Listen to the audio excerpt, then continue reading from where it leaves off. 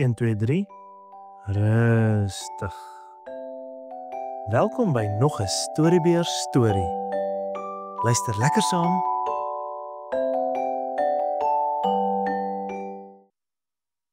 Samson se krag en Delilah. Lank gelede in die land van Israel was daar 'n baie spesiale man met die naam Samson. Samson was nie sommer net enige man nie. Hy was die sterkste man wat ooit gelewe het. Hy kon leeu's met sy kaal hande verslaan en pale uit die grond trek asof hulle klein stokkies was. God het vir Samson hierdie ongelooflike krag gegee omdat hy 'n spesiale taak gehad het.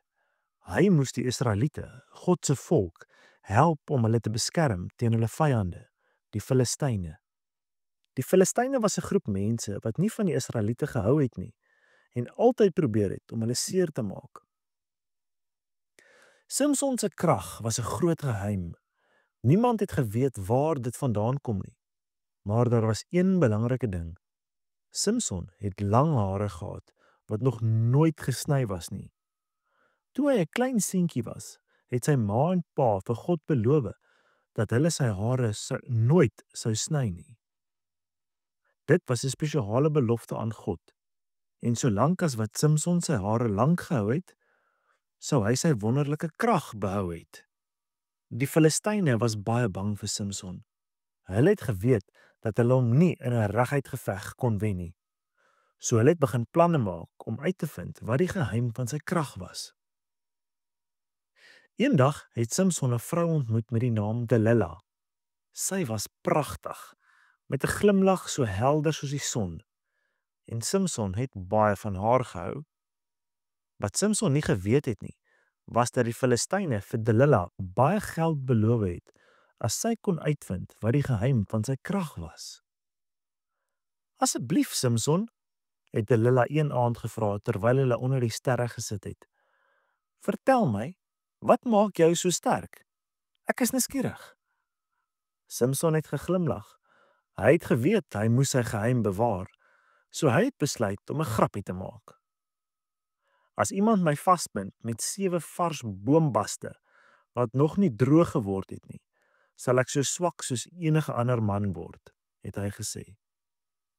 Delilah het geglo wat hy gesê het, en daardie nag, terwyl Samson geslaap het, het sy hom met 7 vars boombaste vasgebind.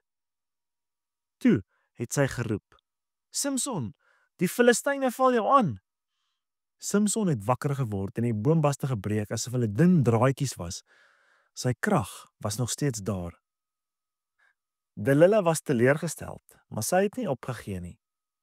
"Jy het vir my 'n poets gebak," het sy gesê. "Vertel my regtig, wat maak jou so sterk?" Hierdie keer het Samson gesê, "As iemand my vasbind met 7 nuwe toue wat nog nooit gebruik is nie, sal ek swak word." Weer het Delilah gewag tot hy aan die slaap was, en toe het sy hom met nuwe toue vasgebind. "Samson, die Filistyne val jou aan," het sy geroep. Maar weer het Samson die toue gebreek asof hulle niks was nie. Delilah het al hoe meer ongeduldig geword. "Jy hou aan om vir my leuns te vertel," het sy gekla. "As jy regtig lief is vir my, sal jy my die waarheid vertel." Samson het nog 'n vals antwoord gegee en weer het Delilah dit probeer, maar dit het nie gewerk nie. Dag na dag het Delilah aangehou om vir Samson te vra.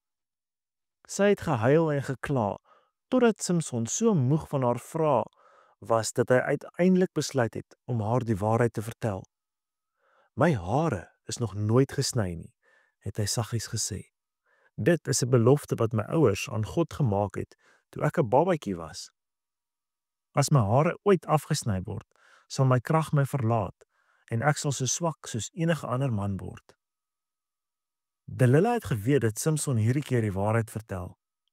Daardie nag, terwyl Samson vas aan die slaap was met sy kop op haar skoot, het sy stilletjies 'n man geroep om Samson se lang, pragtige hare af te sny.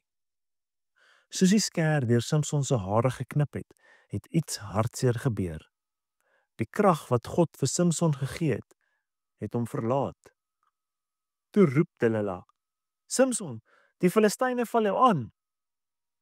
En die keer kon hy nie meer sy vyande verslaan nie. Die Filistyne het Simson gevang en was baie wreed teenoor hom. Hulle het sy oë uitgesteek sodat hy nie kon sien nie en hom in die tronk gegooi waar hy graan moes maal soos 'n donkie. Hulle het vir hom gelag en hom gespot en gedink dat hulle nou vir altyd veilig was van die sterk man. Maar wat die Filistyne nie geweet het nie, was dat terwyl Simson in die tronk was, het sy hare stadig maar seker weer begin groei. En soos sy hare gegroei het, het sy krag begin terugkeer. Eendag het die Filistyne 'n groot fees gehou in die tempel van hulle afgod Dagon.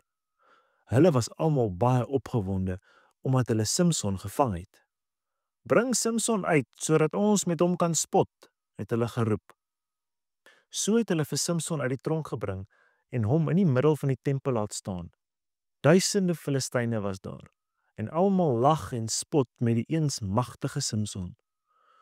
Simson het gevra of hy teen die pilare van die tempel kon leun om te rus.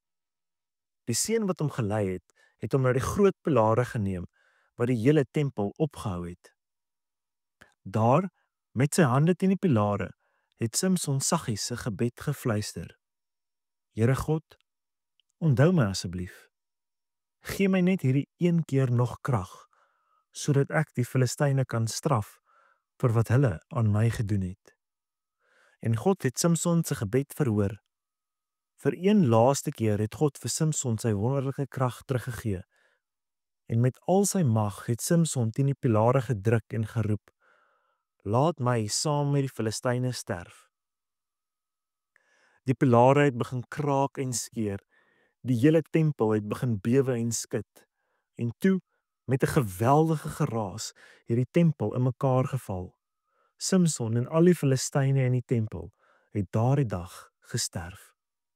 Dit was 'n baie hartseer einde vir Simson, maar hy het meer van die Filistyne verslaan in sy dood as wat hy in sy lewe verslaan het. Sy familie het later gekom en sy liggaam geneem om hom te begrawe in die graf van sy pa. Die storie van Simson leer ons dat God spesiale gawes vir ons gee, maar ons moet versigtig wees hoe ons dit gebruik. Simson was baie sterk aan die buitekant, maar hy was nie altyd sterk genoeg om die regte keuses te maak nie. Hy het sy geheim vertel aan iemand wat nie sy vriend was nie, en dit het hom baie probleme gegee. Maar die storie leer ons ook dat God altyd bereid is om ons te vergewe wanneer ons om vergifnis vra. En selfs nadat Simson 'n groot fout gemaak het, het God steeds na sy gebed geluister en hom gehelp om sy taak te voltooi. Onthou dat ware krag nie net gaan oor hoe sterk jou spiere is nie, maar ook hoe wys jou keuses is en hoe getrou jy bly aan wat reg is. Fluit, fluit, my storie is uit.